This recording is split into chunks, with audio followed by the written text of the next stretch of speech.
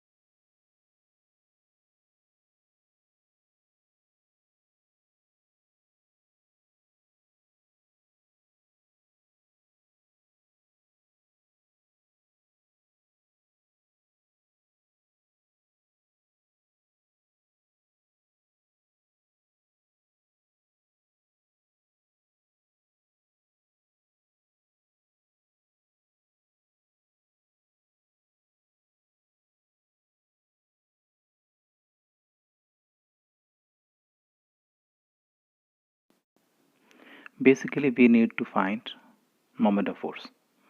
To find that, we need momentum. In the diagram, this is the point through which axis of rotation passes. So, this line of action, this broken line represents line of action. Line of action is the line along which the force acts.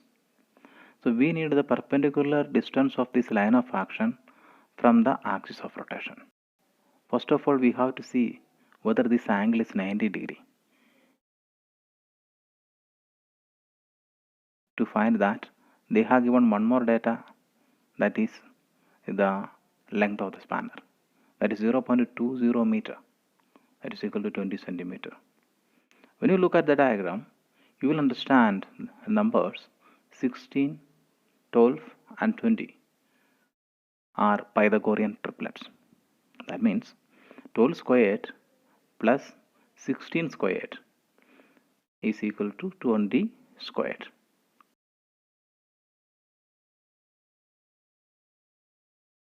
That implies this angle is 90 degree.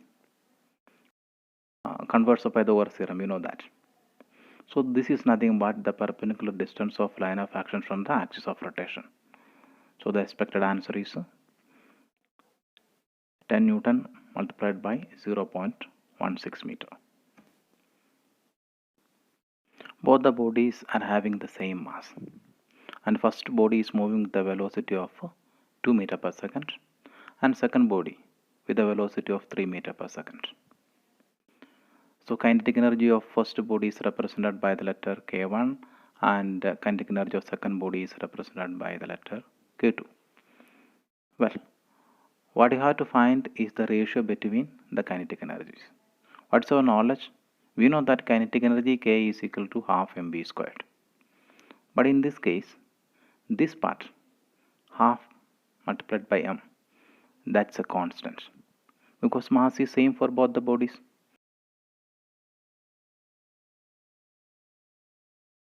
So I can write K is directly proportional to velocity square. If you consider these two bodies, we can write K1 by K2 is equal to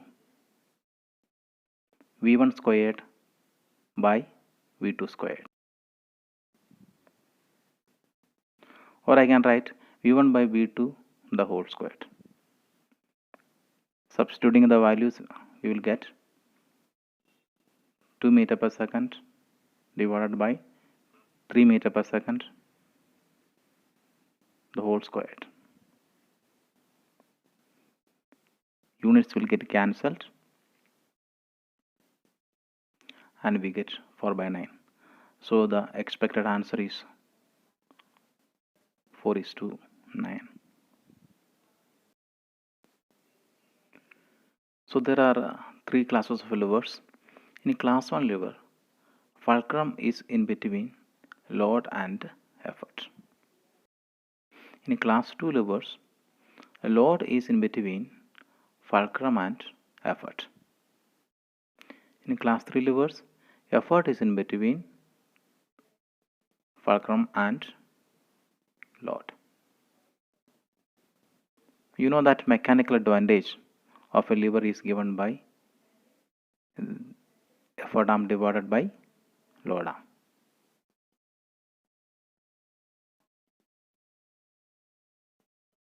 If effort arm is greater than load arm, then mechanical advantage will be greater than 1 and the lever will act as a force multiplier. If effort arm is less than load arm, mechanical advantage will be less than 1 and the lever will act as a speed multiplier.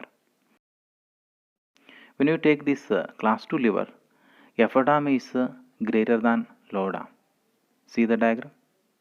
Always effort arm is greater than load arm. The reason is that load is in between fulcrum and effort. Load arm is the distance of load from fulcrum, effort arm is the distance of effort from the fulcrum. Even if I am moving this load away from fulcrum, load arm will increase, that is true. But then also effort arm is greater than load arm. If I move further, see what happens. Now load arm is greater than effort arm, but that is not a class 2 lever. So in class 2 lever, load arm will be always less than effort arm and class 2 lever will always act as a force multiplier. So this cannot be our answer. Let us study about this class 3 lever. Here effort arm is smaller than load arm. Therefore mechanical advantage is less than 1. I can shift this effort away from the fulcrum to increase effort arm, but what happens? As I told earlier, see, if effort arm is greater than load arm, then that is not a class 3 lever.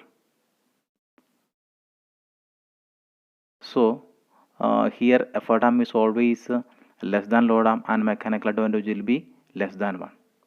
Our question is which class of lever can act as a force multiplier as well as speed multiplier. Take class 1 lever. As per my diagram, here this effort arm is almost equal to load arm. If I move this fulcrum away from the effort arm increases. So mechanical advantage will be greater than 1. So it will act as a force multiplier. We can take this way also. If fulcrum is nearer to effort, what happens? In this case, effort arm is less than load arm and mechanical advantage will be less than 1.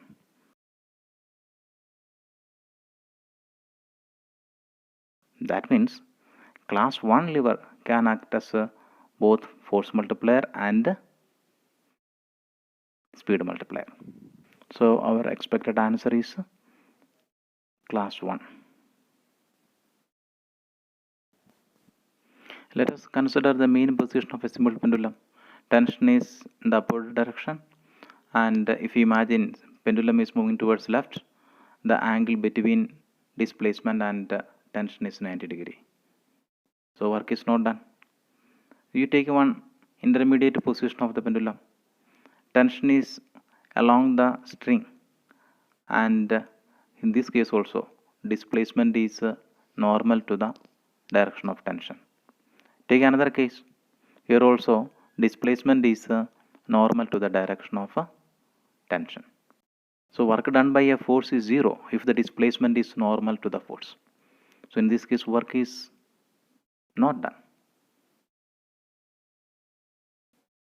So what about the second statement? Reason. We can take the extreme position of the simple pendulum. Kinetic energy is 0 because the simple pendulum bob is at rest. Velocity is 0, so kinetic energy is 0. Now if the pendulum is moving towards the main position, its kinetic energy increases, and at the main position its kinetic energy will be maximum. If this broken line is the reference, then potential energy at the main position will be 0.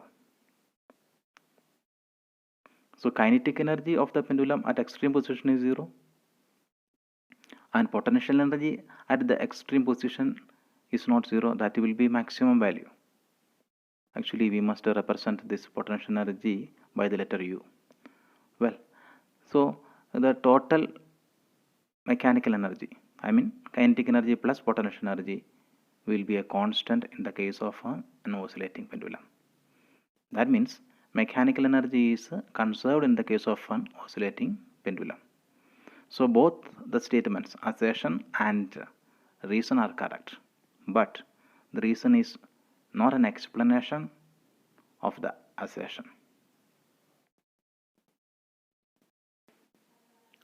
Here we have to mark load and effort. Effort must be perpendicular to the lever. Here this one is a double lever. Two arms are there. We prefer to mark it only on one of the arms. So here direction of load will be this way. So I have shown it only on one arm of the lever.